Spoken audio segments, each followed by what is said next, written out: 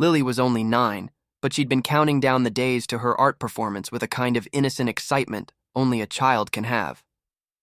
She wanted her mother there more than anything. But Evelyn, she barely glanced at her.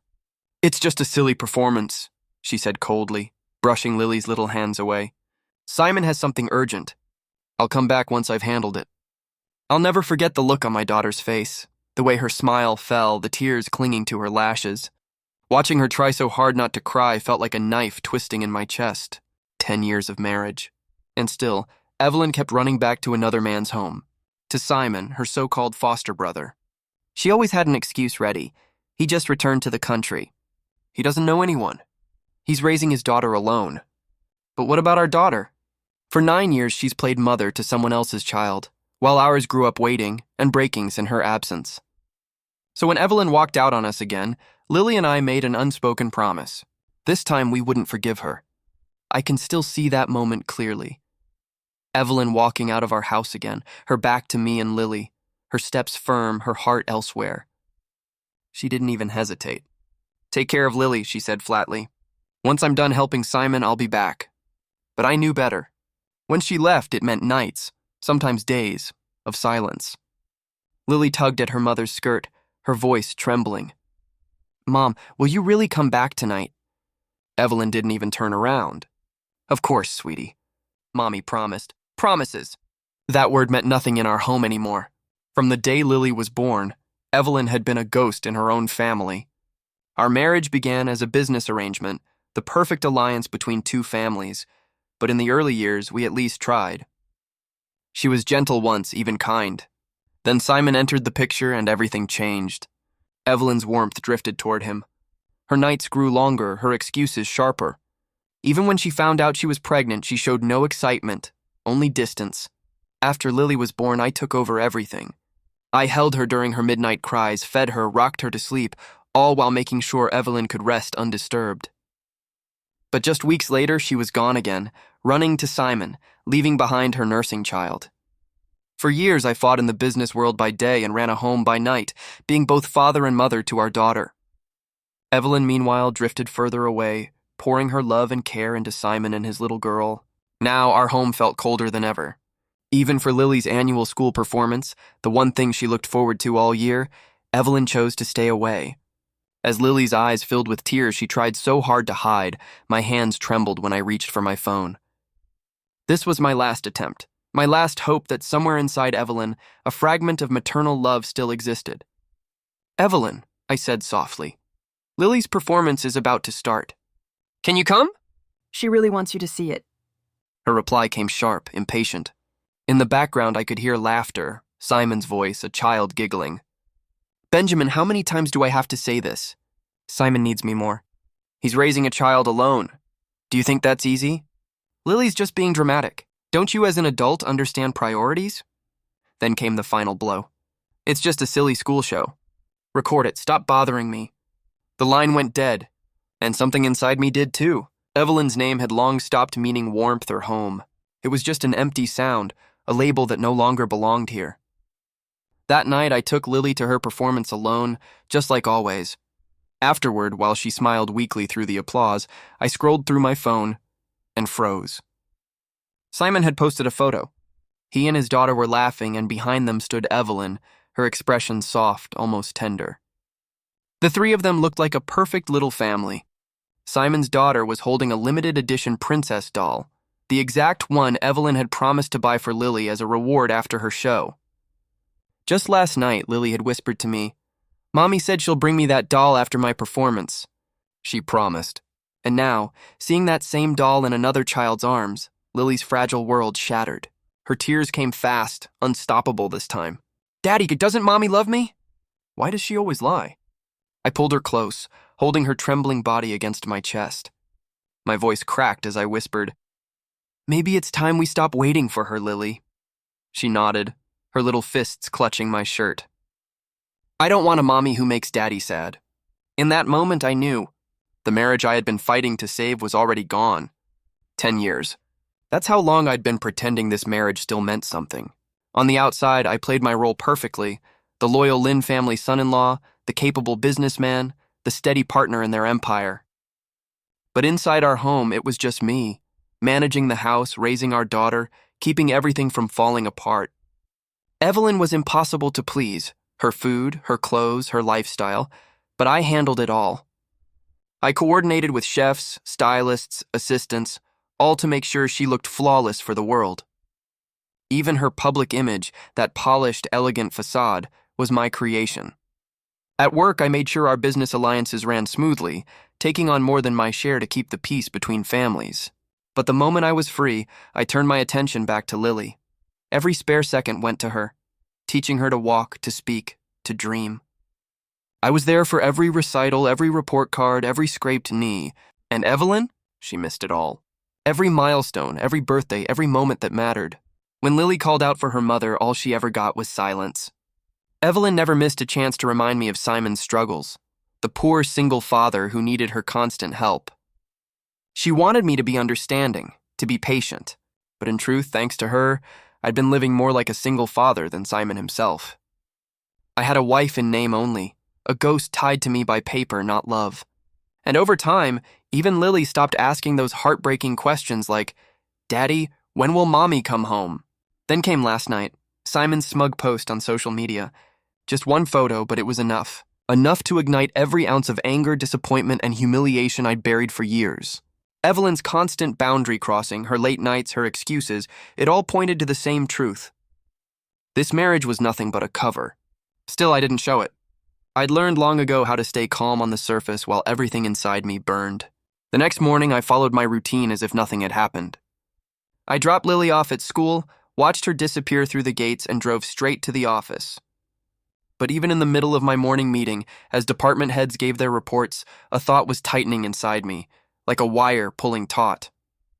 A new project had just launched, something that needed my full attention. But before I could focus on that, I had to clean up the disaster in my own home. And then, just as I was discussing timelines with the team lead, the office door flew open. Evelyn stormed in. Her face was cold, full of contempt. "Benjamin," she snapped, "what is this nonsense?" My assistant said, "You're filing for divorce." I stayed quiet for a moment, then gestured for my team to step out. When the door shut, only the two of us remained. "I just wanted to talk," I said evenly. "Talk?" she scoffed. "About what? You're still upset about Lily's silly little performance?" The casual way she said my daughter's name, Lily's silly little performance, made my blood run cold. "You think this is about that?" I stubbed out my cigarette, my tone flat. "Do you really believe I don't know what you've been doing all these years?" Her expression flickered, just for a second, before she forced a laugh. "What are you talking about?" "I've just been helping Simon take care of his child. Do you really have to make such a big deal out of it?" She looked tired, like she wanted me to feel sorry for her. The faint dark circles under her eyes gave her that devoted sister look, overworked, selfless. If it weren't for Simon's post last night, if I hadn't already started digging into the truth, I might have believed her again. Simon's child, I said quietly, is Simon's responsibility. He has money, family, and nannies. So tell me, Evelyn, why is it that every time he needs something, he calls you? And why do you always run to him? Her lips tightened. She tried to smile. "All right, stop being so dramatic. You're just upset I've been away too much lately. Next month's our anniversary. I'll book that restaurant you love. I'll make it up to you and Lily, okay? More empty promises. The same tired lines I'd heard for 10 years. I looked at her, really looked at her, and said quietly, "Evelyn, your promises mean nothing now." I picked up my phone and made a call. "Tell HR and legal to start a full financial audit. I want every Lynn Group subsidiary investigated immediately." Evelyn's face drained of color. What are you doing?" I watched her panic, but I felt nothing. "Since this is ending," I said calmly, "everything should be made clear. The money, the favors, all the things your family's taken from me, it's time to settle the accounts." Her voice rose into a scream. "Benjamin, don't do this. You'll destroy the Lynn family. I won't agree to a divorce." I leaned back, unmoved. "That's your family's problem. Now please leave. I have work to do." She stood there trembling, wanting to argue, but I'd already picked up another file and started reading. She finally turned and slammed the door behind her. For a long moment, I stared at the closed door. Then I exhaled and rubbed my temples. Have someone keep an eye on Evelyn and Simon, I told my assistant quietly. Evelyn's obsession with Simon went far beyond anything normal. It wasn't just care, it was fixation. The way she doted on his daughter, the way she spoke his name, it all felt wrong. Her excuses, he's my foster brother, I'm just helping him out, were nothing but smokescreens. And deep down I'd known that for years, but I'd kept silent. Lily was still so young. I didn't want to tear her world apart before she was ready. Every time Evelyn broke a promise to our daughter, I told myself to hold on a little longer. Every time I saw Lily's tears, especially after that cursed doll, the one Evelyn promised but gave to another child, something inside me cracked a little more. That's when I finally understood. Letting Lily keep hoping for a mother who existed only in name. That was the real cruelty. I didn't want my daughter to grow up inside a lie. I wanted her to have a real home, one filled with love, not betrayal. All these years, my patience had been a mistake, a slow, painful one. Taking a deep breath, I opened the encrypted file my assistant sent over. Inside were details about Evelyn's so-called help to Simon, and it was far more careful, far more secretive than she'd ever admitted. And Simon's background. There were cracks everywhere, especially the story about his ex-wife. None of it added up. I sat there in silence, piecing together the fragments, when my phone suddenly buzzed. The screen lit up with a single word that still had the power to steady me. Mom. Taking a deep breath, I answered, trying to sound calm. Hey, Mom, what's up? Her gentle voice came through the phone, soft and warm. Son, I watched Lily's performance video last night. She was wonderful. You've done such a good job raising her all by yourself. Her words wrapped around me like a blanket. My parents had always been my quiet strength, the kind of people who never said much but always stood behind me. Mom, I began, hesitating for a moment, there's something I need to tell you. My tone shifted, firmer now. I've decided to divorce Evelyn. For a moment, there was only silence, the kind that speaks louder than words. Then my mother's voice returned, gentle but edged with concern. Have you really thought this through, son? You've been holding everything together for so long. It hasn't been easy. What about the Lynn family? What do they say? Evelyn doesn't agree, I admitted, and I haven't spoken to the family yet. But I've started digging, gathering evidence, leverage. As for Lily, don't worry. I'll protect her. She deserves a home filled with real love, not pretense. My mother didn't hesitate. If your heart's made up, then do it. Don't be afraid. Whatever happens, your father and I will always be behind you. Her words steadied me. I smiled quietly. Thanks, Mom. With you and Dad around, I've got nothing to fear. When I hung up, the weight on my chest eased a little. But I knew the storm was just beginning. The moment I stood against the Lynn family, they wouldn't take it quietly. I turned back to my investigation report, trying to focus, when my phone buzzed again. This time, the caller ID flashed Mrs. Lynn, Evelyn's mother, a woman who valued family reputation more than family itself, and who had never once hidden her disdain for me. I answered flatly. Hello! Her voice burst through the speaker, sharp and irritated. Benjamin, what's this nonsense I hear? Evelyn says you're asking for a divorce? What's wrong with you? You're making a fuss over nothing. Just because she missed Lily's little school play, you're throwing a tantrum now? I clenched my jaw. She didn't stop. What's the harm in sitting down and talking things out like adults? Why make such a scene? Do you really think you're that important? Her words dripped with venom. I let out a quiet, bitter laugh. There was no point explaining. The Lynn family had mastered the art of twisting truth into whatever suited them. Mrs. Lynn, I cut in, voice calm but cold. This isn't a lover's quarrel. It's a divorce. And if you really want to talk about tantrums, you should ask your daughter what she's been doing behind my back. That struck a nerve.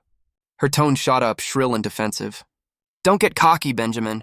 Do you have any idea how much damage this could cause the Lynn family? And what about Lily? Have you even thought about her? She's still a child. What happens to her if you two split up? I let her rant. I'd heard it all before. In her eyes, I was just the expendable son-in-law, never as valuable as Simon. What she didn't realize was that their empire was already crumbling. The Lynn family's glamour was just a mask hiding years of decline. If it weren't for my connections, my resources, and the work I'd poured into their businesses, they would have fallen long ago. And yet they still had the audacity to scold me. to act like I was the problem. They knew exactly what Evelyn and Simon had been doing, but chose to look away. Because as long as Lily existed, they thought they could keep me chained. Their plan was simple: use my daughter as leverage to keep their golden goose close. So when I said divorce, Mrs. Lynn didn't believe me. She thought I'd fold like always. Her tone softened suddenly, switching tactics. All right, Benjamin. I know. You're upset. You're young, hot-blooded. I understand. Maybe Evelyn made a few mistakes, but I'll talk to her. I'll tell her to take you and Lily on a trip. Clear your head, Don't make a mountain out of a molehill. I almost laughed. A trip. That was her solution to everything. Sweep it under the rug and pretend life was perfect. Then her husband's voice came on. Mr. Lynn, with his usual fake kindness. Benjamin, you're a good man, capable, loyal. We all see that. But marriage takes compromise, son. Evelyn looks after Simon more because he's her brother. You should try to understand. After all, we're all one family. Why make this so extreme? Every word was a shield, protecting their daughter, excusing their sins, dismissing my pain. I'd had enough. My tone turned cold. My decision isn't up for discussion. It's not a request, and it's a statement. The divorce will happen. Silence. I could almost hear their disbelief through the line. From today on, I said firmly, there will be no ties between me, Benjamin, and the Lynn family. Evelyn's betrayal destroyed this marriage, and you all share the blame. I'll raise Lily on my own. She's my daughter, and she'll have nothing to do with your corruption or your lies. My words hit like thunder. For a moment, they were too stunned to speak. Then Mrs. Lynn exploded. What did you just say? Infidelity? How dare you slander Evelyn like that? She's been nothing but good to you. All she did was take care of her foster brother. And this is how you repay her? You're cruel, Benjamin, selfish. You'll destroy this family. I didn't reply, because deep down we both knew the truth. Evelyn and Simon were the ones who destroyed everything. I was just the one finally brave enough to stop pretending. This twisted reversal of right and wrong, I'd seen it too many times. The Lynn family had a way of turning guilt into virtue, betrayal into love. But tonight, that pattern ended. My patience had finally run dry. Simon entered our lives in the 3rd year of my marriage to Evelyn. That was the first time I heard his name. A so-called distant relative, adopted by the Lynn family. A few years younger than Evelyn, raised overseas and now returning home after his studies to reconnect with family. From the moment he appeared, Evelyn changed. Her excitement was unnatural. She called it sibling affection, but it felt more like obsession. She started spending her days running to his apartment, bringing him food, checking in constantly, making sure his every need was met. I remember thinking back then, he's a grown man, not a helpless child. Why does he need my wife hovering over him like that? Still, I tried to be the understanding husband. I told myself it was just kindness, that she'd focus back on our family once Simon settled in. I wanted to believe that. Then came the day that shattered that illusion. Evelyn had just given birth. I was at her side, exhausted but happy, watching over her and our newborn daughter. That's when Simon called. He sounded panicked, desperate. And without a second thought, Evelyn got up and left her bed, her baby, her husband, and ran straight to him. That was the moment everything between us changed. From then on, every milestone in our daughter's life, every smile, every first word, every performance, I faced it alone. Evelyn was always somewhere else, always with him. When I confronted her parents, they didn't look surprised. If anything, they seemed ready for it. They defended her, turned everything around on me, and called me jealous, insecure, petty. And every time her name came up, they repeated the same rehearsed excuse. They just share a deep sibling bond. I'd had enough. Enough! I snapped during that final phone call with Mrs. Lynn, cutting through her shrill voice. I'm done arguing. This divorce isn't up for discussion. I'm not asking for your permission, and I'm telling you. I hung up, feeling the exhaustion seep through every muscle in my body. I needed a moment of peace, just a shower, some silence. But before I could take a step, there came a frantic pounding at the door. Benjamin, I know you're in there. The knocking grew louder, almost desperate. It was Evelyn. Her parents must have told her everything. I took a long breath, trying to steady the anger burning in my chest. Fine, I thought. Let's see what kind of performance she's prepared this time. When I opened the door, rain rushed in, cold and heavy. Evelyn stood there, soaked to the skin, her hands trembling as she grabbed my arm. Benjamin, are you serious? You really want a divorce? Her voice cracked. Is this because I haven't called you or Lily lately? I've just been so busy I lost track of time. She spoke fast, her words tumbling over each other. Mom said you were furious, so I came straight back. I even bought the princess doll I promised Lily. And your anniversary gift, it's in the car. Her voice shook, her eyes glistening, but I'd seen this act too many times. I looked at her, a bitter smile forming. Evelyn, do you really think any of this still matters? I pulled my arm away, my voice turning cold. No one knows better than you what's gone wrong between us. With that attitude, even Lily won't believe another word that comes out of your mouth. Her face went pale, her body trembling. Benjamin, please. I know I failed you and Lily, but can't you give me just one more chance? You said once that even if I made mistakes, you'd let me make them right. Have you forgotten that? Her voice cracked. Please, Ben. Just this once. How ironic. The same woman who'd trampled every promise between us was now begging for another chance. But I saw right through her. This wasn't love. It wasn't guilt. It was fear. Fear of losing control. Fear of losing the life my effort had built for her. Her parents had probably ordered her to come, to pacify me, to protect the Lynn family's name and money. There was nothing real left in her. Not the warmth I once fell for. Not even the faintest trace of remorse. Seeing my silence, Evelyn's eyes darted nervously. Then, in a sudden shift, she forced a smile and held up her phone, showing a picture of Lily. Benjamin, she said softly. I know Lily's birthday is coming. She's always wanted a big party. Let me do it this time. You can plan everything. I'll just help, please, I'll fix this. From now on, I'll focus on our family, not the company. You and Lily will always come first. Her words fell like raindrops against stone, empty, rehearsed, meaningless. I'd heard them all before. Evelyn, I said quietly, my voice cutting through the air like glass. Don't take me for a fool. Her eyes widened. If you really wanted to make things right, I continued, my tone unyielding, why haven't you mentioned your dear foster brother, Simon? The moment his name left my lips, I saw it, that flash of panic in her eyes. The truth she thought she'd buried was written all over her face. And that was the confirmation I didn't even need. How exactly was Evelyn planning to handle her relationship with Simon? And what about his child? Did she really think she could cut ties that easily? When I asked her, her eyes darted away, her voice steady but too steady. He's just my foster brother, she began. Before she could finish, the doorbell rang. She froze. A second later, her phone lit up. Simon. For a moment, I just stared at the name flashing on her screen, and everything suddenly made sense. Evelyn's face crumbled, panic flickering behind her calm mask as she tried to hang up. But the phone rang again. And again. I laughed quietly, the kind of laugh that burns more than it sounds. So this is what making things right looks like? You even told him where I live? Outside, the rain poured hard. When Evelyn opened the door, Simon was there, drenched, face full of practiced worry. For a second, I caught it, that smug spark in his eyes before he hid it under a pitiful smile. Evelyn, he said breathlessly, the baby's running a high fever. She won't stop crying for you. I didn't know who else to turn to. Evelyn's voice softened instantly. Don't worry, I'll come right away. From where I stood, I saw the game he was playing. Every word, every glance, deliberate.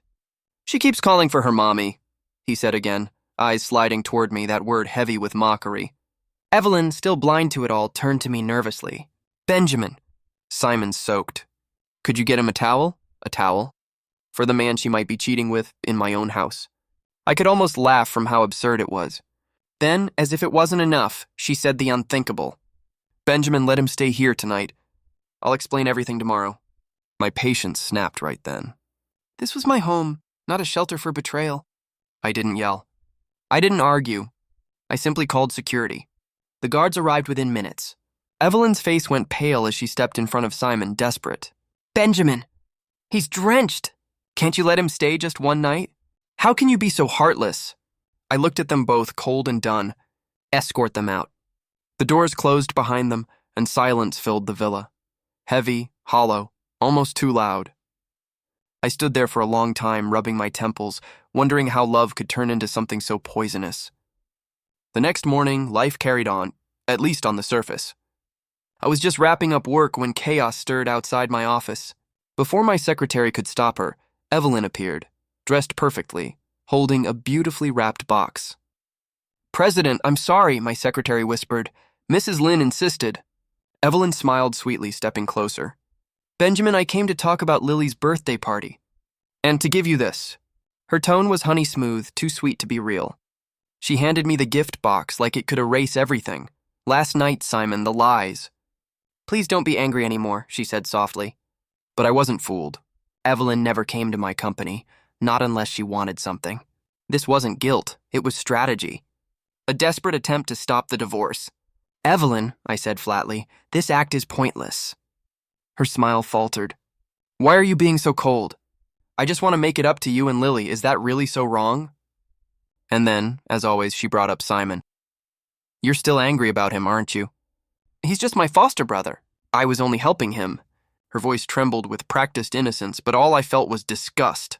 I leaned back, eyes steady on hers. "You can take care of whoever you want. That's your business. But don't bring your mess here and pretend it's love." My gaze shifted to the gift box. "If you've got this much free time to play pretend, maybe use it to figure out how much of the Lynn family fortune you'll have left once the divorce papers are signed. Don't say I didn't warn you." I didn't say another word. I didn't need to. I'd already made peace with the silence that followed her lies. Without another word, I picked up my phone and typed a simple message to my secretary: "Call security." Then I turned my back to Evelyn and walked toward the window. The city skyline stretched out before me, cold, distant, merciless. Behind me, I could hear her hurried footsteps. "Benjamin, wait! Please, just listen!" But before she could finish, chaos erupted. The door burst open, and there he was. "Simon." Evelyn gasped. "Simon? What are you doing here?" He didn't even glance at her. His face was pale, his expression twisted with anger. "Benjamin," he spat, "what the hell do you want?" "You have no right to control Evelyn." Evelyn's voice trembled. "Simon, stop." "Don't say anything." But he ignored her, his fury locked on me. "You think you've won? If it weren't for me, the Lynn family would have never even noticed you." Evelyn tried to hold him back, tears forming. "Simon, please. This is between us." But he ripped his arm free. "Between us?"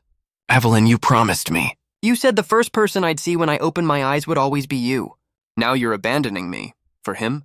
His voice cracked with obsession, his words clinging like poison. I looked at him with disgust. "Simon, how old are you?" "Can't survive without your sister?" I said coldly. "You're a grown man. Stop acting like a child. Whatever happens between Evelyn and me is none of your damn business." The words hit him like a slap. His eyes burned with hatred. "Don't push your luck, Benjamin," he hissed. "If you hadn't meddled with Evelyn, the Lynn family wouldn't be in this mess. Are you proud now, watching them fall because of you?" "Simon, stop talking." Evelyn cried, but before anyone could move, my phone buzzed. One notification. One message. A DNA report. I opened it, and the world tilted. My grip tightened around the phone as I read the words that shattered everything I thought I knew. The child Simon claimed as his wasn't just his. She was Evelyn's biological daughter. My heart went cold. Now it all made sense. The strange affection, the excuses, the guilt that never fit right. Evelyn hadn't been helping her foster brother. She'd been protecting her lover. And the Lynn family? They'd known all along. They'd helped bury the truth beneath a mountain of lies. I felt a surge of rage, sharp, controlled, unstoppable. When I spoke, my voice was ice. "Evelyn, you make me sick." She froze. Simon's face drained of color. I held up my phone, letting the light reflect off the screen. "No wonder Simon's child keeps crying for you," I said quietly. "She's not calling for her aunt. She's calling for her mother." The words hit like thunder. Evelyn's body shook, her lips trembling. "Benjamin, please, it's not what you think. I pulled my arm away. "I don't want to hear another word." Then I dropped the final blow. "That child is yours and Simon's. I have the evidence, every disgusting detail. If you don't want the entire Lynn family to collapse under the weight of your scandal, you'll sign the papers quietly." I threw the divorce agreement and custody documents onto the desk. Evelyn's hands trembled as she stared at them, her world collapsing right in front of her. But I felt nothing. No pity, no sorrow, just a quiet, hollow sense of closure. When I turned to leave, Evelyn lunged forward, clutching my arm with desperate strength. "Benjamin, you can't leave me. I won't divorce you. You're mine. You'll always be mine." Simon suddenly burst into laughter, manic, broken laughter. Wake up, Evelyn! He shouted. Benjamin never cared about you. He only wanted your family's money and power. I'm the one who loves you. He turned to me, pointing a trembling finger. You think you'll expose us? You won't dare. You're too afraid to let go of the Lin family's empire. You're nothing without them. Their madness filled the room, her desperation, his delusion, until it became unbearable. I pulled out my phone again and called corporate security. Within minutes, guards rushed in. Without hesitation, they pried Evelyn and Simon off me. Get them out, I said quietly, my tone flat and final. From now on, no one from the Lin family steps into this building again, not without my permission. That same day, I handed every piece of evidence to my legal team. The Lin family had no room left to fight. The divorce went through, entirely in my favor. Lily's custody was mine. For the first time in years, I finally felt free. When I held the divorce certificate in my hands, it felt like breathing after drowning, like a weight had finally lifted. The lies, the manipulation, the pain, all of it was over. With that chapter closed, I turned the page. From now on, my life, my time, my future belonged to me again.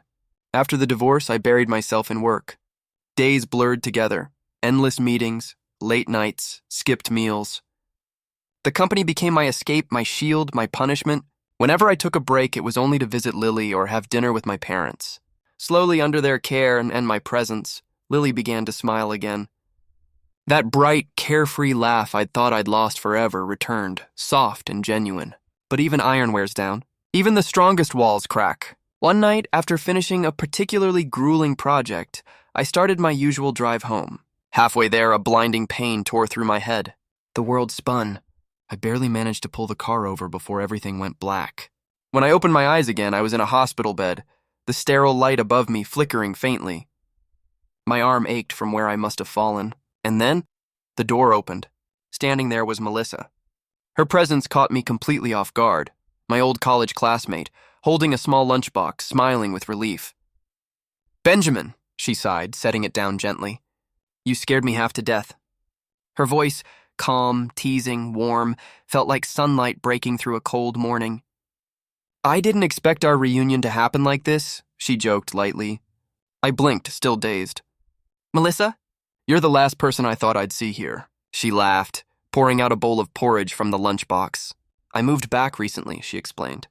Yesterday I was heading to a meeting when I saw you collapse by the roadside. You scared the life out of me. Her tone softened. You're still overworking yourself, aren't you? That old stomach problem from college never went away, huh? I couldn't help but smile. The fact that she even remembered something so small, something from a life that felt a world away, stirred something quiet inside me. Under her gentle scolding and my parents' insistence, I finally stayed in the hospital for a few days. Melissa visited daily, bringing home-cooked meals, talking about anything and everything. Her presence filled the room with an ease I hadn't felt in years. On the day I was discharged, she insisted on driving me home. To celebrate your miraculous survival, she said with a grin, we're getting dinner. My treat. As she linked her arm through mine and led me toward the elevator, a realization hit me. For the first time, I was truly single. Evelyn's name no longer held any power over me. We went to a quiet new restaurant downtown. Soft lights, calm music, a hint of something new beginning. But peace in my life never lasted long, because then came her voice. Benjamin! What the hell? I turned. Evelyn stood there, thinner, worn down, anger twisting her once elegant face. Did you divorce me just for her? Couldn't even wait a few weeks before cozying up to another woman. Her words dripped venom. Before I could respond, Melissa stepped forward, poised, calm, unshaken. Excuse me, she said politely, but Mr. Benjamin is single. He has every right to decide who he spends time with. Unless, of course, her tone sharpened. You have something on your conscience that explains why he chose to leave you. Evelyn's eyes flickered with guilt, just for a second, before she lashed out again. What are you talking about? He's the cruel one. He left me! Melissa's smile didn't fade, but her voice turned cool as steel. Oh? Then tell me, did you ever fulfill your duties as a wife? Did you ever care for your daughter the way a mother should? Or were you too busy caring for other people's children? The color drained from Evelyn's face. Everyone in the restaurant was watching now. Her composure snapped. "You filthy homewrecker," she screamed, lunging forward. But the security staff was already there, pulling her back before she could reach us. I didn't say a word. I didn't need to. That chapter had already ended. After that night, I stopped looking back. Melissa never asked about Evelyn, never pried into what had happened. She just stayed steady, patient, kind. Her presence was like a quiet spring washing away years of bitterness. Soon after, she bought the house next to mine. We began sharing dinners, stories, laughter, small, ordinary moments that started to feel extraordinary again. And time moved fast. 3 years passed in what felt like a blink. My company soared, expanding across borders, breaking records. Meanwhile, the Lin family's empire, once untouchable, began to crumble piece by piece. Their projects failed, their power slipped, and one by one I acquired what they'd lost. For the first time in my life, I was winning, not out of vengeance, but peace. And through it all, Melissa was there. A quiet constant, a new beginning I hadn't dared to hope for.